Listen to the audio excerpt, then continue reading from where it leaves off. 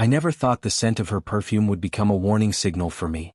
That January morning in Brooklyn, I sat at my laptop, trying to finish another chapter of my novel. Snow was falling outside the window, covering the street with a white blanket, and the apartment had that special silence I loved so much for work. My name is Sam, I'm 38 years old, and for the last 15 years I'd been married to Pamela, a woman I considered my muse, partner, and best friend. Pamela worked as a translator specializing in fiction. We met at a literary festival, and from that moment our lives intertwined so closely that I couldn't even imagine existing without her. She translated my books into several languages and it was our joint venture. I wrote, she opened my stories to the world. Our collaboration was seamless, almost telepathic. When I finished a manuscript, she was the first person to read it, offering insights not just as a translator but as someone who understood my creative process intimately. Our Brooklyn apartment was modest but cozy, a two-bedroom place on the third floor of an old brownstone. The building had character, with creaky wooden floors and vintage radiators that clanged on cold winter nights. Our neighbors were a mix of young professionals and elderly residents who'd lived there for decades. It was the kind of place where everyone knew each other's names, where you'd hold the door and chat about the weather. I loved that sense of community, that feeling of belonging somewhere. My writing career had been steady if not spectacular. I'd published 6 novels over the past 12 years, each one earning respectable reviews and modest sales. We weren't wealthy but we were comfortable, solidly middle class. Pamela's translation work supplemented my income nicely, and together we made enough to live without constant financial stress. We didn't vacation in exotic locations or drive expensive cars, but we could afford good coffee, occasional dinners out, and the occasional Broadway show. But that morning something changed. Pamela's phone rang at 7 in the morning. She grabbed it faster than I could blink and went into the bathroom. The call lasted about 5 minutes, maybe more. When she returned, her face was tense, almost strained. Who was calling so early? I asked, not looking up from my screen. A client. Problems with deadlines, she answered quickly, too quickly. Her voice had that artificial brightness people use when they're lying but trying to sound casual. I nodded and returned to my work, but something in her voice caught me. It was a dissonance, a note that didn't quite fit the melody of our usual morning routine. I tried to brush it off, telling myself I was being paranoid, that writers always read too much into things. But the feeling lingered like a splinter under the skin. The following days the calls repeated. In the morning, in the evening, sometimes in the middle of the night. Pamela became increasingly distant, constantly checking her phone, smiling at it when she thought I wasn't looking. I'd catch glimpses of her expression, a secretive, almost girlish smile that I hadn't seen directed at me in a long time. When I'd ask what was so amusing, she'd quickly lock her screen and say, "Oh, just a funny meme," or "client being difficult." Brooklyn winter can be a lonely place, even when you're not alone. The snow continued to fall, and I continued to write, trying not to notice how my wife was drifting away from me with each passing day. The apartment that had once felt cozy now seemed to shrink around us, the silence between us growing heavier. We'd sit at the dinner table eating meals I'd prepared, and the conversation would be perfunctory. "How was your day?" "Fine." "Yours?" "Good." Words that meant nothing, that filled space without creating connection. I threw myself into my work, into the fictional world where I had control, where I could orchestrate outcomes and understand motivations. My characters made sense. My characters' betrayals had clear causes and consequences. Reality was messier, more painful, more confusing. One evening, when Pamela left for a meeting with a publisher, I went out on the balcony to smoke. That's when Mrs. Martha approached me, our neighbor, an 80-year-old grandmother I regularly helped with groceries and small household tasks. Martha had lived in the building for 40 years. She'd seen tenants come and go, witnessed countless dramas unfold in these narrow hallways. She had a kind face, deeply lined with age and eyes that missed nothing. "Sam boy," she began, holding my hand with her wrinkled palm. "I don't feel right telling you this, but I've seen Pamela several times. With Hank from the 4th floor. Our neighbor. A shipping expert, a logistics specialist, a man who'd always been too friendly, too interested in conversations with Pamela. He'd moved into our building about a year ago, and at first we'd even been friends. We'd go to the bar together, discuss sports, share recommendations for restaurants and streaming shows. He was one of those guys who seemed perpetually upbeat, always with a story about some delivery disaster he'd averted or some exotic location his job had taken him to. "What do you mean?" I asked, though I already knew the answer. My stomach had dropped, that sick feeling you get when reality confirms your worst suspicions. They went into his apartment together. More than once. I didn't want to interfere, but you've always been kind to me, and I can't stay silent when I see you being wronged. Martha squeezed my hand. I'm sorry, dear. I wish I didn't have to tell you this. I thanked Martha and returned to the apartment. My hands were shaking as I poured myself a whiskey. Everything made sense now. The calls, the distance, the smell of unfamiliar cologne on her clothes that I tried to ignore. Little things I'd dismissed as paranoia now clicked into place like puzzle pieces forming an image I didn't want to see. There was a coffee stain on Hank's apartment door. I'd noticed it weeks ago when helping Martha with her groceries. Pamela had come home with coffee on her sleeve that same day. She'd said she'd spilled it at a cafe. Had she been at Hank's? How many times had I walked past his door, oblivious to what was happening behind it? The next few days I watched. Not openly, just more carefully. And I saw what I didn't want to see. Brief meetings by the mailbox, glances they exchanged when they thought no one was looking, the way she'd angle her body toward his in the lobby, the way his hand would linger on her arm just a moment too long. The casual intimacy of their interactions screamed affair to anyone paying attention. Then, a week later, Pamela announced she was going to a literary forum in Manhattan. For the weekend. It's important for my career, she said, packing a suitcase. There will be important publishers there, agents, translators from Europe. It's a networking opportunity one can't miss. I nodded, smiled, and wished her luck. And when she left, I called my old friend Roy, who worked in the hotel business. Roy and I went back to college. We'd been roommates freshman year, stayed close ever since. He was the kind of friend you could count on, the kind who'd help you move a body without asking questions. Roy, I need a favor. Can you check if Pamela booked a room at any hotel in Manhattan this weekend? He called back an hour later. Buddy, I don't know if you want to know this, but there's a reservation under your wife's name. The Riverside Hotel in Manhattan. But it's not a single room. It's a double suite. Part of me wanted to go there, make a scene, expose them. But the writer in me knew I needed more. I needed the full picture. I needed to be strategic, methodical. Emotional reactions would only give her ammunition, give her a chance to gaslight me, to turn things around and make me the villain. I started digging deeper. Checked bank accounts, our joint one and her personal one. And found what I didn't expect. Over the last 8 months, Pamela had withdrawn almost $30,000 from our joint account. Small amounts, nothing suspicious at first glance, payments for professional development courses, professional equipment, fees for urgent translations. But there were no courses. I didn't see any equipment. And when I checked with my publisher, it turned out that half of the urgent translations were fiction. The money was going to someone else. And I had a guess to whom. That Saturday, when Pamela was supposed to be at the forum, I asked my other friend Hector, who was into photography, to help me. We didn't go to Manhattan. That would be too obvious. Instead, I asked Roy to arrange access to the hotel's security footage. What I saw broke something in me. Pamela and Hank checked into the hotel together, laughing, holding hands. They weren't going to any forum. Instead, they visited an EDM festival. Something Pamela had always told me she hated because it's too loud and not for her. She'd always claimed to prefer quiet jazz clubs, intimate venues with acoustic music. Yet there she was in footage from the festival entrance, pressed against Hank, moving to electronic beats, her face alive with excitement I hadn't seen in years. But with Hank, apparently she loved it. I made copies of all the footage, collected all the bank statements, printed out correspondence I found on her laptop when she forgot it at home one day. The emails were intimate, but not loving. Was strange. They wrote about passion, about sexual satisfaction, but never once mentioned feelings, a future together. It was transactional, almost clinical in its focus on physical pleasure rather than emotional connection. Don't forget to subscribe to this channel and click like if you enjoy this story. I always read your comments and analyze which stories you like best so that I can create better stories. Thank you. I will continue the story. Pamela was planning to just have fun. And the money she withdrew she was using on Hank, on their trips, on gifts for him, on those same hotel rooms. I found receipts for expensive dinners, for concert tickets, for weekend getaways to the Hamptons and the Catskills. All charged to our joint credit card, all explained away as work expenses or networking events. The betrayal wasn't just emotional or physical. It was financial. It was calculated.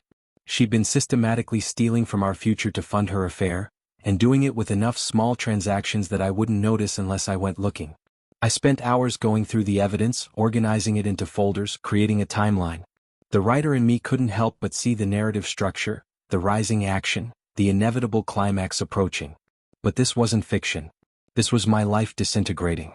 When she returned on Sunday evening, I was sitting in the living room with a folder of documents on my lap. I'd spent the afternoon preparing, rehearsing what I'd say, how I'd stay calm. I knew that if I lost control, if I yelled or got emotional, she'd use it against me. I had to be ice cold, had to be undeniable. How was the forum? I asked calmly. Wonderful. Met several publishers who are interested in. She started, but I raised my hand. Pamela, sit down. Something in my voice made her freeze. She sat across from me and I saw fear flash in her eyes. Good. She should be afraid. How long? I asked. How long have you been sleeping with our neighbor? Silence. Long, heavy silence, during which I could hear the snow falling outside the window. I watched her face cycle through emotions, surprise, panic, calculation. I could see her trying to figure out how much I knew, whether she could still lie her way out. Sam, don't lie to me. Not now. I have photographs. I have statements. I have your correspondence. So just tell me, how long? She lowered her eyes. 10 months. 10 months. Almost a year. A year of lies, a year of believing every word she said, every smile she gave me. A year of me working on my novels, thinking we were building a life together, while she was systematically dismantling it.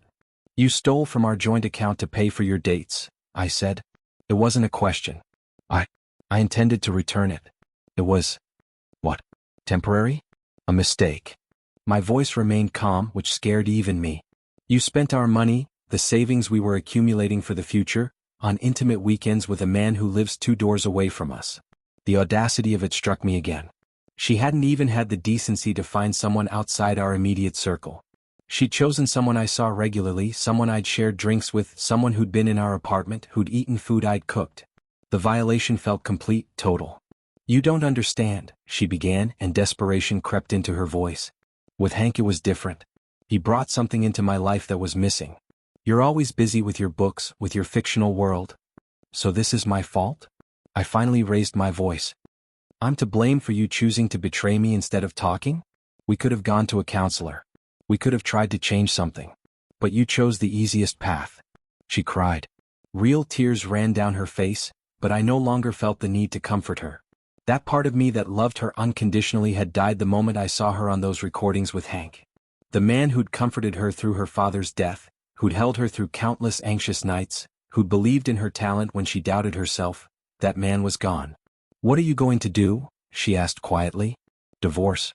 Tomorrow I'm filing the papers. I have all the evidence of your infidelity and financial misconduct. My lawyer says it's an open and shut case. Sam, please. And also, I continued, I contacted the publishing houses we worked with. Explained the situation. Turns out, the copyrights for joint projects where you translated my books legally belong to me as the author of the originals. You can look for other work. Her face contorted. You can't. That's my career. You should have thought about that earlier. And I also transferred all our savings to cryptocurrency on a cold wallet that you don't have access to. What you didn't manage to spend on Hank is now under my protection. The cryptocurrency move had been Roy's suggestion. He'd gotten into Bitcoin early, understood the technology. He'd helped me set up a secure wallet, transfer our remaining savings. It was perfectly legal. The money was mine as much as hers, and given her documented theft, I had every right to protect our assets from further drain. I stood up, took my jacket. Where are you going? Her voice was thin, panicked. To Roy's. I'll spend the night there. And I advise you to pack your things. By the end of the week, you need to move out of the apartment. It's registered in my name if you've forgotten. Walking out of the apartment, I ran into Hank in the hallway. He tried to walk past me, but I stopped him. Hank? He turned around and I saw guilt in his eyes. Good. You should feel guilty. Listen, man, Save it, I interrupted. Just know, she was using my money on both of you. If you think you'll have something real now, you're deeply mistaken. Pamela didn't love me or you. She only loved herself. I left, leaving him standing in the hallway with his mouth open. I didn't wait for his response, didn't care what excuse he might offer. He was complicit, but in the end he was also a victim of Pamela's selfishness. The following months were a blur of legal procedures, meetings with lawyers, signing documents. Pamela tried to fight for the property, for money, for copyrights to translations. But the evidence was irrefutable. Infidelity, financial misconduct, theft from a joint account. Everything worked against her. My lawyer, a sharp woman named Elizabeth who Roy's sister recommended, was ruthless. She laid out the case with surgical precision, documented evidence of affair, bank records showing unauthorized withdrawals, testimony from Martha who'd witnessed their meetings, hotel records, email correspondence. Pamela's lawyer tried to argue she was entitled to half of everything regardless, but the financial theft undermined her position significantly. The most interesting thing happened 2 months after our divorce. Roy called me one evening when I was working on a new book, a story about betrayal, ironically enough. "Sam, you won't believe this. Your ex and Hank split up. Or rather, he kicked her out of his apartment." "What happened?" "My sister Elizabeth works at the company where he's a logistics specialist. Turns out, Pamela started demanding money from him, promises, commitments. And he was just having fun like she was. Only she didn't understand that. When he told her he wasn't planning to build a serious relationship with her, she made a scene at his workplace. He was almost fired. I didn't feel satisfaction from this news. Only emptiness. There was a poetic justice to it. She'd used people and discovered she'd been used in turn. But it didn't heal the wound, didn't erase the betrayal. One more thing, Roy continued. Publishing houses are refusing to work with her. Her reputation in the professional community is destroyed. Someone told about how she used joint projects with you for personal purposes, and then betrayed you. In the creative community, that's not forgiven. The translation world is surprisingly small, surprisingly interconnected.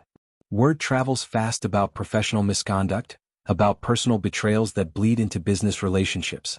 Pamela had burned bridges not just with me, but with an entire network of publishers, editors, and fellow translators who viewed her actions as beyond the pale. That evening I went out on the balcony of my new apartment. I'd moved from Brooklyn to Queens, away from the memories. Snow was falling again, covering the city with a white blanket. Somewhere out there, in this city, Pamela was trying to pick up the pieces of her life. Without work, without a lover, without the money she'd stolen. Martha, my old neighbor, had passed on a small note through Roy before I moved. "You deserve happiness, Sam. Real happiness. Not with someone who wears masks." Standing on the balcony, I thought about 15 years of marriage that turned out to be an illusion. About a woman I loved but who never really existed. About Hank, who was also just a tool in her game with her own boredom. About the life I'd thought we were building together, the plans we'd made, the dreams we'd shared, all of it revealed as fiction more elaborate than anything I'd ever written. But most of all, I thought about the future. My new book was writing itself easily, words flowing naturally. Perhaps pain is the best teacher for a writer.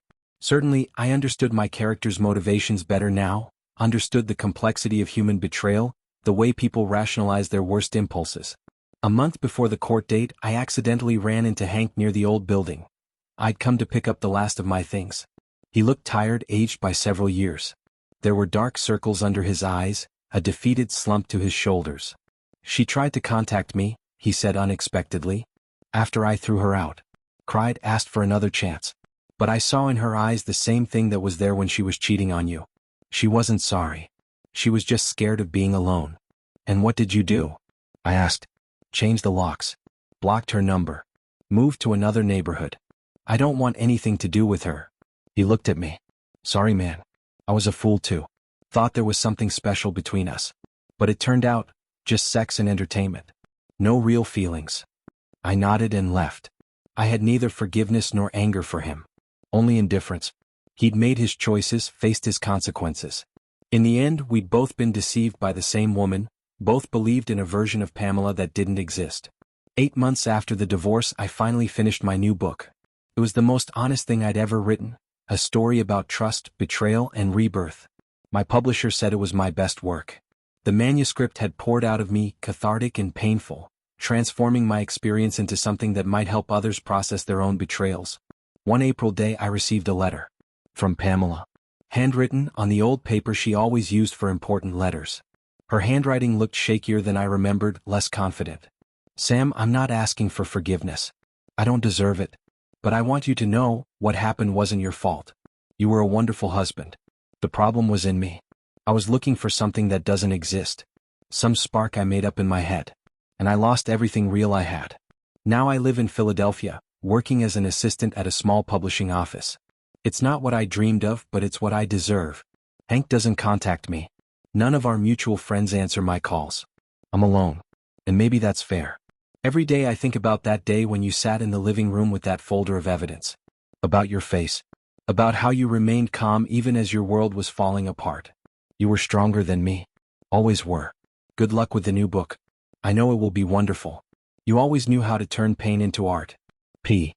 I read the letter twice, then put it in the drawer of my desk. Not to keep as a memory. Just because it was part of a story that had already ended. There was no triumph in her downfall, no satisfaction in her misery. Just a dull acknowledgement that actions have consequences, that bridges once burned stay burned. That evening I went to dinner with Roy and his sister Elizabeth. She turned out to be an interesting conversationalist, a literature teacher who loved my books even before we met. We talked about poetry, about travel, about plans for the future. She was smart, funny, refreshingly direct. When she laughed, it was genuine, unself-conscious. And for the first time in 9 months I felt something other than emptiness. Not love, too early for that. But possibility. The possibility that there was still something good ahead. That I could trust again, that I could open up again, that the scars Pamela had left might eventually fade. Returning home that night I thought about Pamela. Not with bitterness or anger. Just as a chapter of my life that had closed. She made her choice. Betrayed trust, stole money, destroyed her career, and was left with nothing. The universe had its own justice system, it seemed, more thorough than any divorce court. The weeks following that dinner with Elizabeth brought unexpected clarity. We started meeting regularly. Sometimes for coffee at a small cafe near her school, other times for walks through Central Park.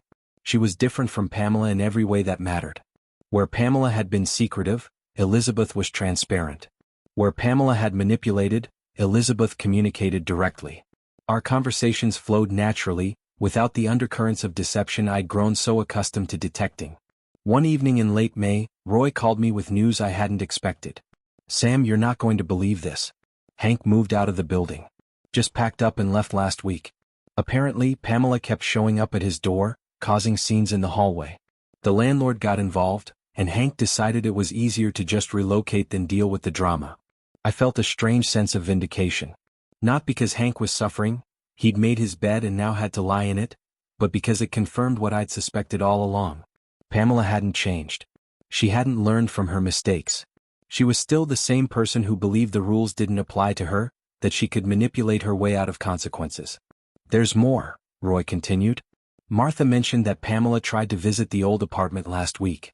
She was crying outside the door saying she wanted to talk to you. Martha called the police when Pamela wouldn't leave. They didn't arrest her, just escorted her away, but Martha wanted you to know in case she tries again." The thought of Pamela standing outside what used to be our home, desperate and alone, should have moved me. A year ago it would have broken my heart. But now I felt nothing. That's when I realized I'd truly moved on. The emotional connection that had bound us together for 15 years had been completely severed by her betrayal. My new book launched in June to surprisingly strong reviews. Critics praised its raw honesty, its unflinching examination of betrayal and recovery. Several reviewers noted that it felt deeply personal, that the emotional authenticity elevated it beyond typical relationship drama. They were right, of course. Every word had been written from lived experience, every scene pulled from the wreckage of my marriage. The book's success brought unexpected opportunities. A major streaming service reached out about adaptation rights. Literary festivals invited me to speak on panels about writing through trauma. My agent called with news of foreign rights sales in 12 countries. Ironically, the worst experience of my life had become the catalyst for my greatest professional achievement. And me? I was free. Free from lies, from toxic relationships, from a woman who never truly loved me. The apartment was mine. The money was protected. The copyrights remained with me. And most importantly, I could breathe again. Winter passed. Spring came. And with it, a new life, new possibilities, a new story that was just beginning. The city seemed different now, full of potential instead of memories. I walked through Queens with fresh eyes, noticing things I'd never paid attention to before. The way light filtered through spring leaves, the sound of children playing in parks, the smell of food from corner restaurants. By summer, Elizabeth and I had grown close. She'd read my new book and understood, in a way few people could, the journey I'd been on. We took things slowly, both of us cautious after our respective experiences with betrayal and disappointment. But there was something solid between us, something built on honesty rather than illusion. One evening in August, as we sat on a bench overlooking the East River, Elizabeth asked me the question I'd been dreading. Do you think you'll ever be able to trust completely again? I considered her question carefully. I think trust is something you rebuild piece by piece. Pamela didn't just betray me once, she made thousands of small choices to deceive me over 10 months. Rebuilding trust will take just as many small acts of honesty and consistency. But yes, I believe it's possible. Just not overnight. She nodded, understanding in her eyes. I'm willing to take that journey with you. However long it takes. Life had given me a second chance. And this time I'd be more careful with it. Thank you for watching this video. YouTube may no longer suggest my channel to you, so subscribe to it to receive new interesting stories. You will also help the channel grow and improve the quality of its content. The screen now displays a playlist with other interesting stories that you can listen to. You can also write in the comments what stories you would like to see on the channel.